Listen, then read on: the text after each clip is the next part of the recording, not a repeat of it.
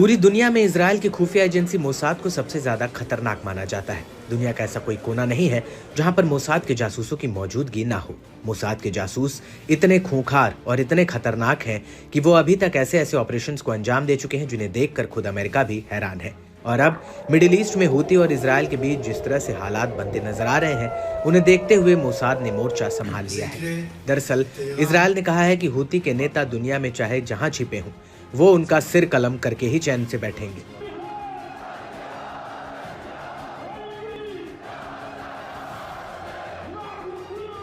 और पूरी दुनिया में ऐसी कोई जगह नहीं है जहां पर मोसाद के एजेंट छिपे ना हो। वो कब कहां से आकर हमला कर देते हैं, इसकी भनक दीवारों को भी नहीं रहती है। और अब ऐसा लगता है कि हूती को निपटाने के लिए इजरायल ने मोसाद को काम पर लगा दिया है। लेकिन यमन के भीतर इससे पहले मोसाद हूती के खिलाफ कुछ बड़ा कर पाती, उससे पहले ही उसका भांडा फूट गया। दरअसल हूती का कहना है कि उसने इजरायल की खुफिया एजेंसी मोसाद और अमेरिका की खुफिया एजेंसी CIA के एक बड़े जासूसी नेटवर्क को पकड़ा है। हूती ने मोसाद और CIA के कई जासूसों को गिरफ्तार किया। हूती के मुताबिक इन सभी जासूसों को भगोड़े जासूस हामिद हुसैन फायद मजली ने भर्ती किया था।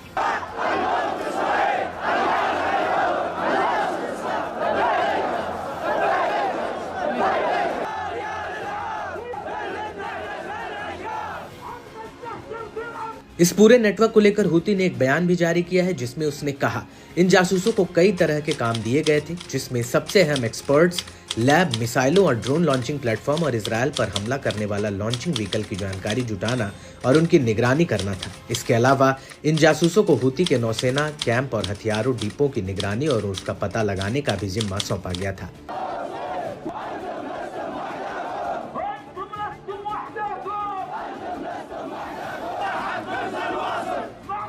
लेकिन सबसे चौंकाने वाली बात यह है कि मोसाद के ये जासूस बड़ी ही तेजी से हूती के मुखिया अब्दुल मलिक अल हूती की लोकेशन का पता लगाने में जुटे हुए थे। इसके अलावा इन्हें हूती के दूसरे नेताओं और सैन्य कमांडरों को ढूंढने का जिम्मा भी मिला था।